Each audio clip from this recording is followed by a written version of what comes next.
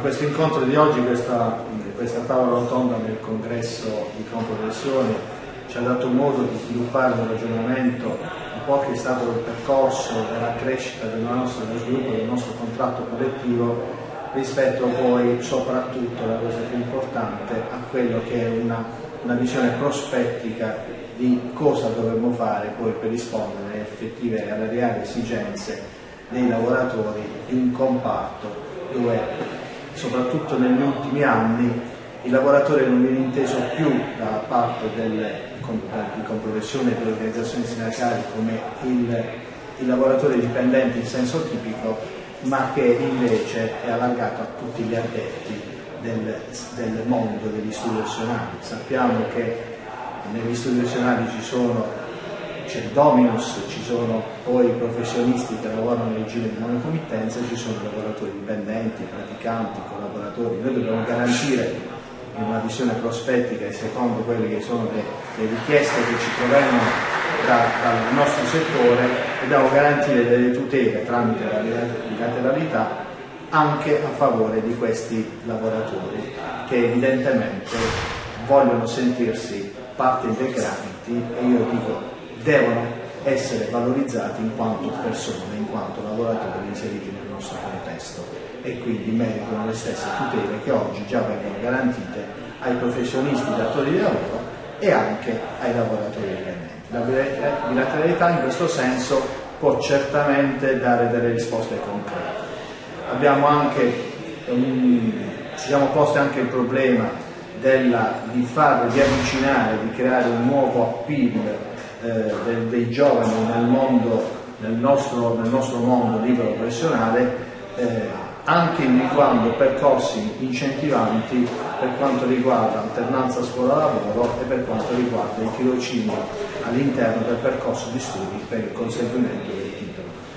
Anche in questo senso la bilateralità, se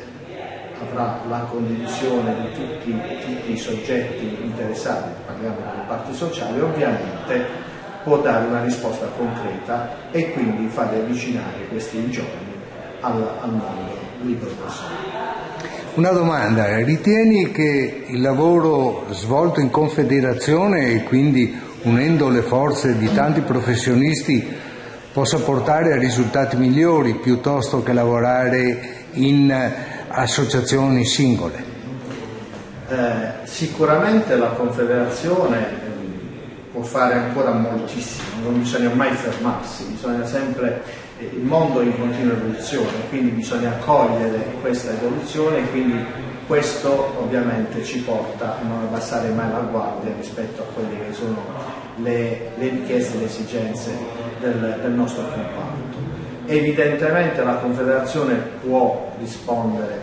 con l'appoggio delle singole associazioni, ovviamente in senso trasversale a quello che è l'interesse del mondo libero professionale. Poi le singole associazioni devono occuparsi della propria categoria professionale, ma tutti quanti insieme possiamo evidentemente dare delle risposte concrete. Su questo io dico sempre che un po' le associazioni si devono sentire all'interno della Confederazione a casa propria e non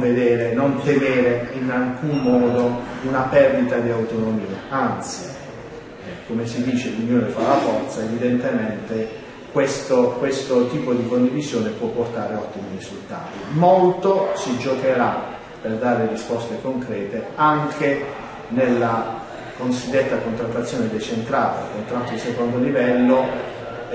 può rispondere a delle reali esigenze specifiche territoriali e chiaramente è necessaria la collaborazione delle associazioni aderenti alla Confederazione, perché poi non dimentichiamoci che all'interno della Confederazione ci sono uomini delle associazioni e quindi conseguentemente su questo si può benissimo individuare un percorso comune e di condivisione per lo sviluppo del settore. È anche chiaro che però per raggiungere dei risultati ci deve essere un'estrema convinzione a far parte del mondo confederale, ci deve essere una condivisione che porti a valorizzare il ruolo trasversale della Confederazione senza far perdere l'identità delle singole associazioni.